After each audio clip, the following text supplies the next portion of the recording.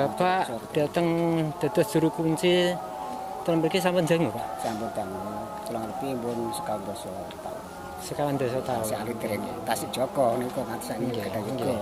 Paring asma Mujiono. Pak Mujiono. Ki Joko Setinggil lah. Joko Setinggil jenengan nggih. Alhamdulillah mawon Pak, niki tentang saged dipun bangun dados tempat wisata ingkang ageng, dados dipenuhi kalih kebudayaan saking ngene Mojokerto. Dadose mboten kepaten masalah teko ngene tempat sejarah-sejarah niku Pak. Nggih. Kula kiamat nggih prihatin. Mriki sejarah pahlawan tunggal niki wis Jogomodo Nusantara niki. Pahlawan terkuat nggih. Nusantara niki Jogomodo niki pahlawan tunggal. Pahlawan terkuat nggih. Gelar Nusantara. Terus daerah Nusantara bagian timur Pak, bagian timur. Ini kan pertapaan yang Empu Setinggil. Nggih, Jogomodo niki versi Jogomodo.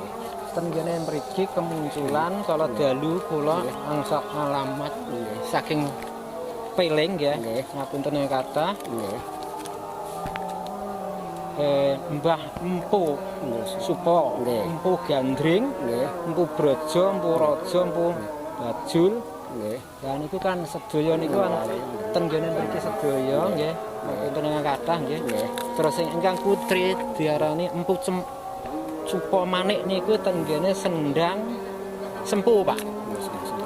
Nah, Sendang Sempu kan mriko. Nggih, niku ten mriko. Lah niki wonten guwa niku sekawan guwa, Pak.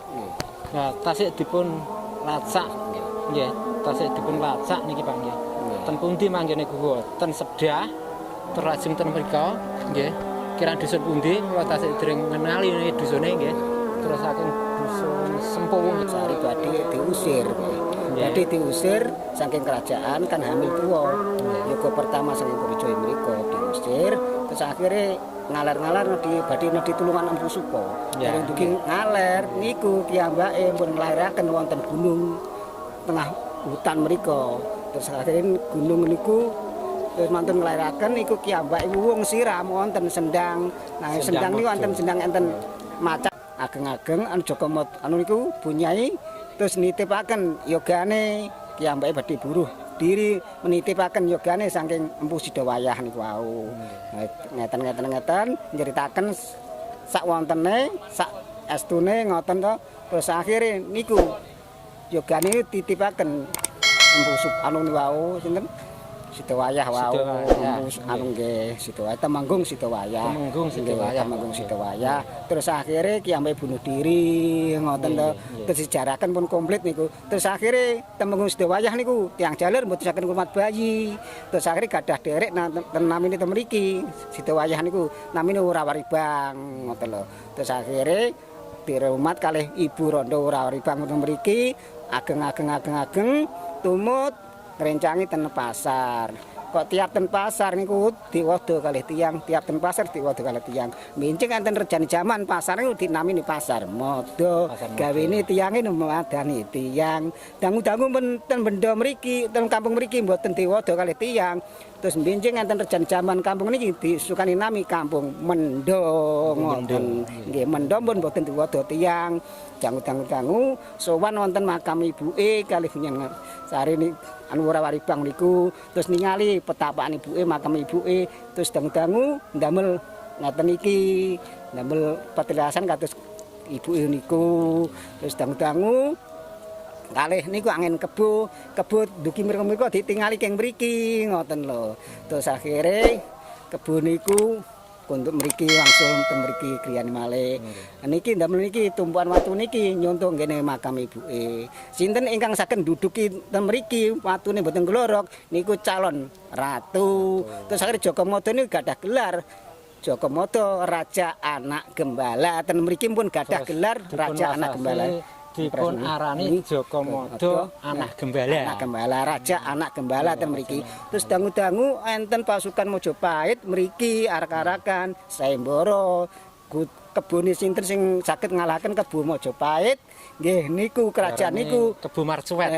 Nggih niku akhire Gudel tasik alit niku nyuwun kalih Ibu Wurawaribang, Gudel tasik alit tasik nyusu niki putih, bathik putih ngantos tembus Jelanaan. tembus damane kalih buntuti putih niku tembus dibeto ten mriko. Terus kutil tasik alit nggih ngelak nggih nyusu kerti nyrokol kebu ageng niku saged ngalahaken kebu ageng mriko ten Mojopahit mriko ngoten nggih. Tuwuh marang pemirsa sedaya ingkang nami wonten niki namine Sendang Setaman. Sendangipun ibuke angkat Jogomodo. Ing naminipun Worawari Bang. Nggih daerah mriki niki nggih damel siram, damel nginum, damel kegiatan sedinten-dinten nggih ten mriki niki. Mantun keng mriki siram ten mriki terus munggah ten setinggil mriko. Wonten setinggil ten mriko terus akhire riyalat wonten setinggil ngoten. Niku cerita tiyang riyin-riyin versi mriki ngoten mboten rendang ten setinggil mriko nggih ten Mbah Modo. Niki ibu angkate Jogomodo, mboten ibu kandung, niki namine ibu angkate Jogomodo. Mboten Gajah Mada. Saking versi niki Jogomodo riyin nek wonten Mojokerto niku Gajah Mada kan ngoten umume ngoten. Nggih ngapunten kathah saderenge namung niku ingkang kula ngertosi kula mboten saged wontenan ingkang kathah-kathah nggih niki wau. Assalamualaikum warahmatullahi wabarakatuh. Niki namine pejuang Temenggung Jaya Diningrat niki. Wonten tahun 19 wonten mriki di makam wonten mriki niki. Keluargane wonten Surabaya mboten wonten ten mriki keluarga sedaya ten Surabaya sedaya. Amargi nggih kula pasrahe kengken niki mester niki kalih keluargane ngoten. Nggih tiap tahun nggih mriki cuma mboten gadah yoga ngoten nang niki. Nggih cekap semanten nggih. Jembatan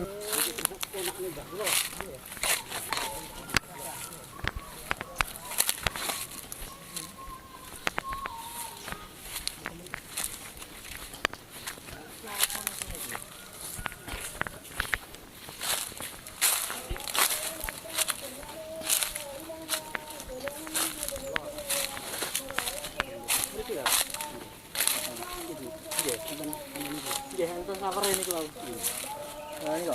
Lah nggih. Lah nggih. Itu mboten lugune sawer niku. Nggih. Lah niki. Niki malih niki muser niki malih. Nggih. Ya niki napa? Nggih. Wis gak usah anu gak usah nyetok niku ne. Ya anak putumu anu ya iki. Lah niki. Ya mlebet niki, Pak. Nggih. Nggih mlebet ten mriki. Nggih. Wis teko ning kono anak putumu yo gak aku pengen ngerti nggone, Mbah. Anak putu pengen ngerti nggone, Mbah. Ya. Lah niki, yen Mbah Surabaya niki. Nggih, lah benjang nek pun wonten rezeki niki dipun damel sak. Sakne nggih. Rupa sawer ten mriki. Niki wae kan pun juta Pak niku. Ini saking niku. Kalih kok Pak niki, lanang wedok ten mriki sedaya. Mbah niku. Trogio niku. Nggih ten mriki sedaya. Trogio. Nggih, ten mriki. Trogio ini termasuk buyut kula. Buyut nggih. Ten mriki sedaya. Pokoke blok mriki. Nggih niki. Mulai mriki nggih. Dimah. Niku ponakan namine Mbah Pai ini ponakane Mbah Dimah. Mbah Mbah Dimah. Nggih, Dimah estri. Mbah Dimah. Nggih. Mbah Dimah kawinan. Nggih ten mriki lho, Mbah Dimah. Sing ten mriki niki Mbah Paing mriki Mbah Dimah. Terus sing duduhaken masalah kula wau nggih rupa sawer niki wau. Kula niki wau. Mboten insyaallah mboten nonton. Cuma kemunculaane nduduhne niki wau. Aku ning kene lho nggih. Iya nggih sampun kathah ngapunten. Ndase dapat mitipun. Kula nyuwun sepura kata-katipun Mbah. Nggih. Nembe mawon mriki nggih. Kathah nggih. Kula niku putune jenengan Mbah niku. Nggih. Mirsa sedaya ingkang mulya. Niki makam Ibu Worawari Bang, ibu angkate Jogomodo nalika tasih alite wonten daerah mriki. Namine daerah Bendo. Niki Ibu Worawari Bang. Sedereke Sidowayah Temenggung Sidowayah saking niku saking Imbang. Kadah derek ten mriki terus akhire Sidowayah nitipake anu Jabang Bayi Jogomodo wonten daerah Bendo niki namine Worawari Bang adikipun Temenggung Sidowayah, namine Worawaribang niki. Makame wonten mriki niki. Dikit niku tanem yang keterik ngoten lho. Jadi kurang apa jeneng ngaran sekelas-kelas kurang. Iki wis ono Tawasule. nggih tawasule kurang. Jenenge Wali Kurtubi, Wali Kurtubi. Ya, Wali Kurtubi. Ini telu iki Pak. Jangan tambah. Ustadz Kurtubi sing duweni secara Istanbul pertama. Cetakan pinten? Pun ten niki amargi ngitasik mbah-mbah kula derek mbah kula semriki nggih kula hormat. Amargi kula riyen disukani harimau putih ngoten ten mriki nggih ngertos ki ambak jenengan niki. Dadi kula mboten asal-asalan ngoten lho. Ngoten niki jenengan. Nah, mboten asal-asalan niki Mbah ini nggih tapa Jogja. Niki saking Persi, ibuke saking Jawi ngoten. Saking Azmat Khan, saking Sendang Dhuwur ngoten. Niki tasik turunan sing Sendang Dhuwur sing estri, sing jar Al-Habsyi ngoten. Habib Soleh saking Al-Habsyi niki ceritane ngoten. Nggih, sak monten niku ingkang kula ngertosi ngapunten kathah amargi kula tiyang enggal mungkin enek klentak-klentun kula nyuwun ngapunten kalih mbah-mbah niki ingkang manggen mriki buyut niki amargi kula nggih tasik cucu ngoten critane niki ngoten seneng nggih. Surabaya, Mbah. Surabaya, Pak. Iya, Surabaya, ora kok Surabaya. Surabaya. Surabaya.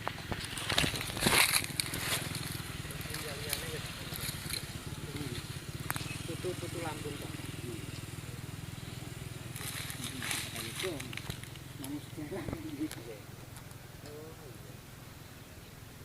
Iki mat nggone Mbah Surabaya. Sing sering muncul Bongkor Kencana. Nggih. Muncul